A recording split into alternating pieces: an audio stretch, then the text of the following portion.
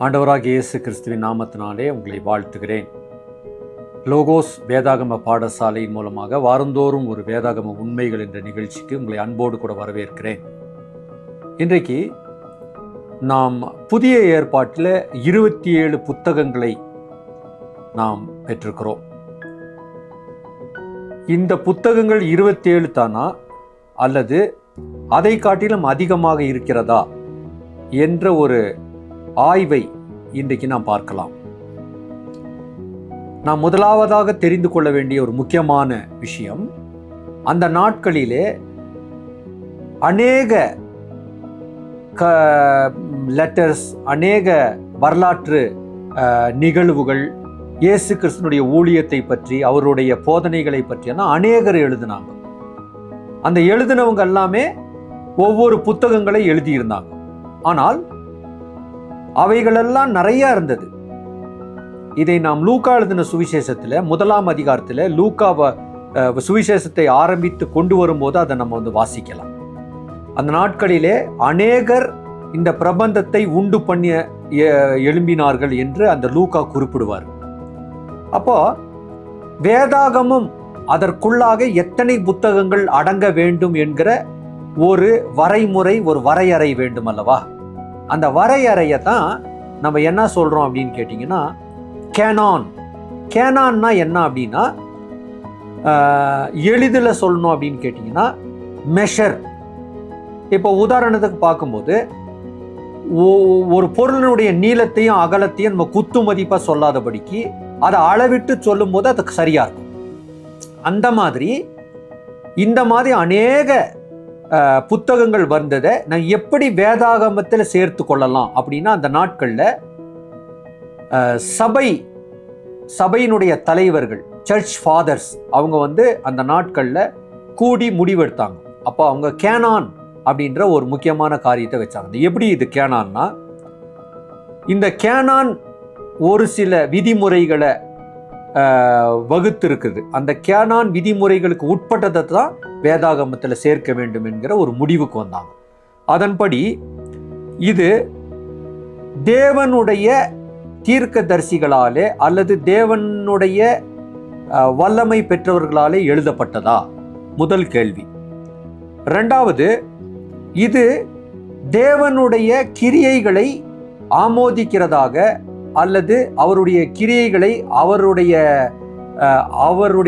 அவருக்கு மகிமையை செலுத்தும் வண்ணமாக இருக்கிறதா அப்படின்ற ஒரு கொஸ்டினையும் அவங்க வச்சாங்க. மூன்றாவது பார்த்தீங்கன்னா, தேவனை பற்றியதான சத்தியத்தை அதிகமாக வெளிப்படுத்துகிறதா அல்லது ஏதோ ஒரு கதையை சொல்லுகிறதா அப்படின்ற ஒரு டெஸ்ட் எடுத்தாங்க. அடுத்ததாக நாம் பார்க்கும்போது இது தேவனுடைய வல்லமையை குறித்து பேசுகிறதா அப்படின்றத குறித்து பார்த்தாங்க.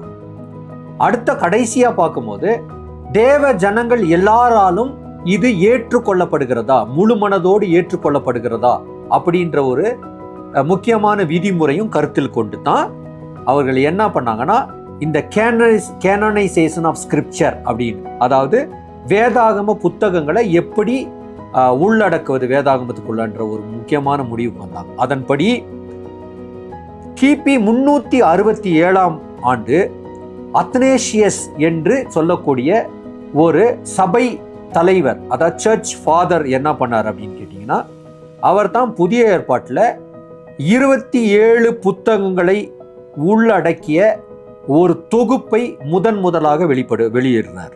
அதற்கு பின்பதாக என்ன நடக்குது அப்படின்னு கேட்டிங்கன்னா, அதற்கு பின்பதாக பல ஆண்டு காலம் கழித்து வந்த அகஸ்டின் ஜெரோம் என்று சொல்லக்கூடிய வேத சபை தலைவர்கள் இந்த 27 புத்தகங்களை அங்கீகரித்து ஆமோதிக்கிறாங்க. அதற்கு பின்பதாக பார்க்கும்போது ஒரு முக்கியமான ஒரு நிகழ்வு 393 இப்போ என்கிற ஒரு சினாடு கூடுது. த சினாட் ஆஃப் இப்போ. இந்த சினாட் ஆஃப் இப்போல இந்த கூட்டத்தில் முக்கியமான சபை தலைவர்களெல்லாம் சேர்ந்து அவர்கள் முடிவெடுக்கிறாங்க. இது எத்தனாம் வருஷம்னாக்கா கிபி 393. இந்த 393 இந்த கவுன்சில் ஆஃப் இப்போல பார்த்தீங்கன்னா புதிய ஏற்பாட்டில் 27 புத்தகங்களை அவர்கள் அங்கீகரித்து ஆணையிடுறாங்க. அதன்படி அநேக புத்தகங்களை தள்ளிவிட்டு 27 முக்கியமான புத்தகங்களை அவர்கள் புதிய ஏற்பாடு என்று சொல்லி அவர்கள் அறிமுகப்படுத்துகிறார்கள். அதுதான் இன்று வரைக்கும் நம்முடைய கரங்களில் இருக்கிற புதிய ஏற்பாடு. அப்போ அநேக புத்தகங்களை அவர்கள் தள்ளிவிடுகிறார்கள். அந்த தள்ளிவிட்ட புத்தகங்கள் ஏறத்தாழ 11க்கு மேல. இந்த புத்தகங்கள் எல்லாமே புதிய ஏற்பாட்டில் இயேசு கிறிஸ்துனுடைய வரலாறு, இயேசு கிறிஸ்து பேசினது, இயேசு கிறிஸ்து நடந்தது, இன்னும் பலவிதமான சபை நிகழ்வுகள் எல்லாத்தையும் எழுதியிருக்கிறாங்க. ஆனால் அவைகள் எல்லாமே இந்த புதிய ஏற்பாட்டில் இந்த விதிமுறைகளுக்கு உட்படாததுனால அவைகள் தள்ளி வைக்கப்பட்டது. இந்த தள்ளி வைக்கப்பட்ட புத்தகங்களை தான் அப்பாக்ரைஃபல் புக் அப்படின்னு சொல்லுவோம். அதாவது அப்பாக்ரைஃபல் புக்ஸ் அப்படின்ற அந்த பதம், அந்த அப்பாக்ரைஃபா அப்படின்ற பதம் கிரேக்க பாஷையிலே அப்பாக்ரூபோஸ் என்ற வார்த்தையிலிருந்து வந்தது. அப்படின்னா என்னன்னா ஹிடன், ஒழிக்கப்பட்டது, மறைக்கப்பட்டதுன்ற பொருள் ஆகும். ஆகவே இதன்படி ஏறத்தாழ 11க்கு மேற்பட்ட புத்தகங்கள் எல்லாம் அவைகள் சேர்க்கப்படாதபடிக்கு அவைகள் நிராகரிக்கப்பட்டு 27 புத்தகங்கள் மட்டும் புதிய ஏற்பாட்டில் சேர்க்கப்பட்டு நம்முடைய கரங்களிலே அது கொடுக்கப்பட்டிருக்கிறது. ஆகவே நம்முடைய கரங்களில் இருக்கிற புதிய ஏற்பாடு எப்படி நமக்கு 27ஆக கிடைத்தது என்பதற்கான வரலாற்றின் மிக மிக சுருக்கமான ஒரு நிகழ்வை தான் இன்றைக்கு நாம் பார்த்தோம். தொடர்ந்து மற்றொரு நிகழ்ச்சியில அடுத்த வாரம் மற்றொரு வேதாகம உண்மையோடு கூட உங்களை சந்திக்கிறேன். கர்த்தர் உங்களை ஆசீர்வதித்து வழி நடத்துவாராக. ஆமென்.